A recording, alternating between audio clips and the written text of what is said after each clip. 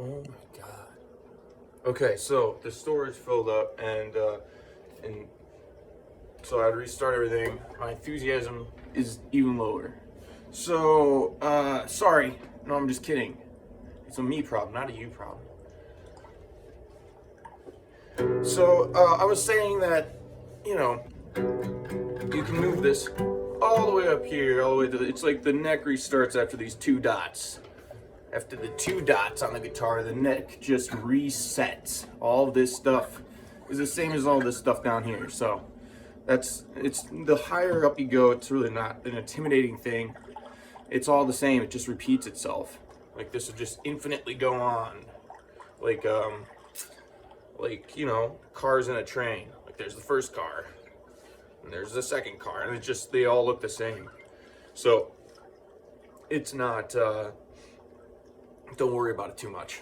And what I was saying was this G chord. Okay, nobody's gonna want to watch this. This is nuts. I'm rambling. I'm insane. This is not gonna work. I don't know why I'm doing this. Let this be a channel where it's like you come to learn some pieces of guitar through the lens of an absolute fucking nutcase. And half of this is gonna just be the entertainment of watching me be nuts. So that G thing that I was telling you about, the top of the G chord, you can move it up, and you can just, if you wanted to, you could just drone. Real simple strumming pattern. And then you could also change the rhythm. More complex strumming pattern. But then you move it back and forth, and just get used to hitting a couple things that sound decent and aren't too hard to play. That way you can kind of start to strengthen fingers and get a better picture, understanding things. You could decide to just stop watching this now and try that. These last two, so what is this? 3 and 4, toss those on both the 3rd fret of the last 2 strings, and then that combined with that top is a full G chord. And if you take off the ring finger, you get a little bit of a different sound. And I'm not sure which one is G. I know maybe this is like sustained or something. That's the thing, again with theory. I get like the very, like, I kind of know what I'm doing. Because, you know, if you dissect a frog, it's dead. If you just dissect music in every little component and then name it and identify it, and that's how that is, then that's sort of for me at least, I mean, the frog is dead. I try to keep the frog somewhat alive.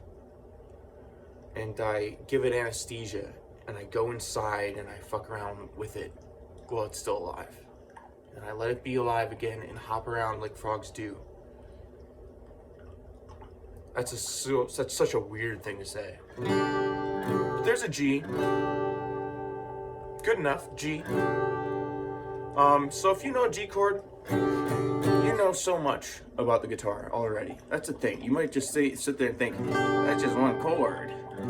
But if you can hit it cleanly and get your fingers to be somewhat arched, because if they even, you can't tell, but like, look at this. So it's all ringing out. But if I just change the angle of how my hand is sitting on the neck, I'm gonna bum a lot of those notes and they're not gonna ring out. So a lot of what playing guitar is just like how you're playing the chord. You might be able to play the chord, but it's when you get better at it, it's how you play the chord that's gonna really, like, you know, Kurt Cobain or whatever. He was a sloppy player. He didn't play things very clean. He wasn't like a super technical guy, but somehow it served his music. I mean, I guess not somehow, it did. It was like it served that sort of, I don't give a fuck, I'm a fucking, you know, who gives a fuck type attitude, whatever he was going for. Not the biggest Nirvana fan. I like some of their stuff for sure. But, so that's a G chord. And I think that's it. Like, that's how this should all end.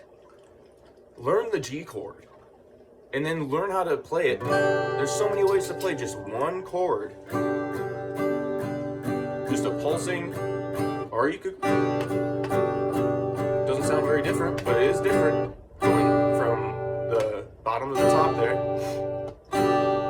rather than down, you go up. You could,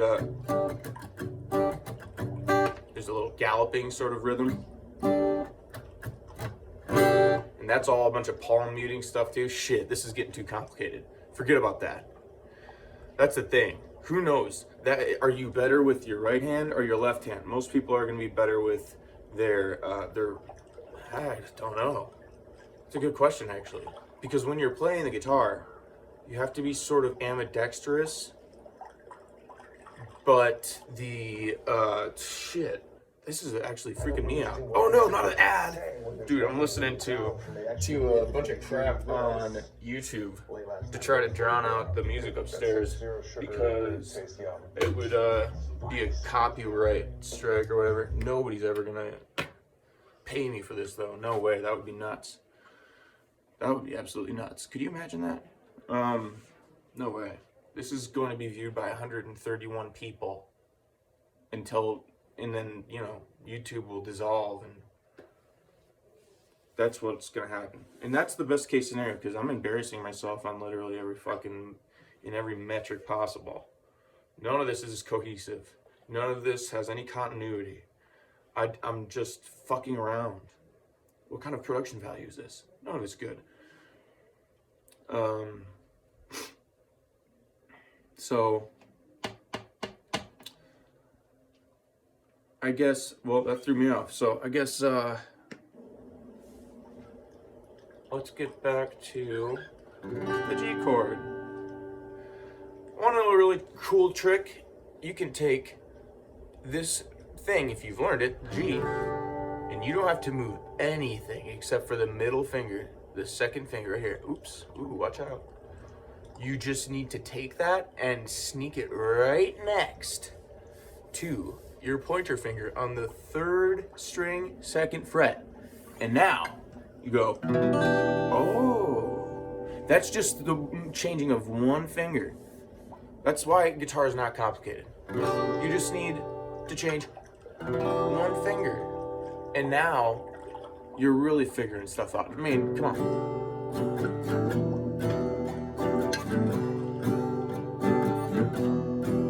You could write a whole thing right here. You could do something, write a whole thing right here. You can do that. I mean, these are such accessible chords.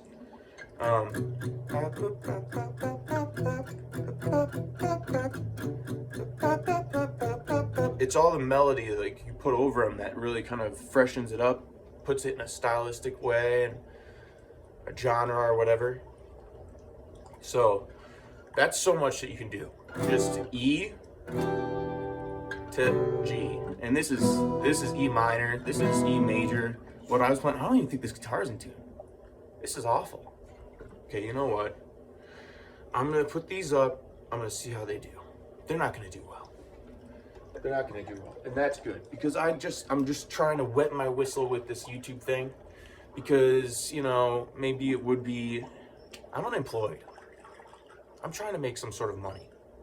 I got let go from my job, so I'm just sitting here adrift, losing. I mean, my savings are almost gone. And I'm just neurotically trying to devise some sort of way to create income. And I don't want to look at this as like, oh, this is only income for me. I'm a soulless beast. But at this point, I've been driven to do things I never thought I would. If I had a job, I would not be doing this. Because I don't think this is going to go well for me. I overthink everything. It's a fucking mess.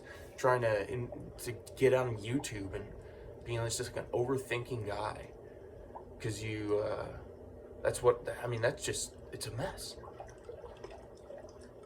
And then I sit there and I'm looking at myself right now as this records, and it's just nuts. It's nuts to look at yourself talk, because then you're thinking about the things you say, And it's like, are you even saying the things that you would say naturally? Like, you're changing yourself just by watching yourself.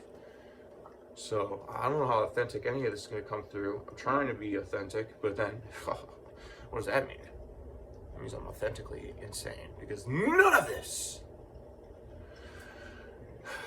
All right, that's it.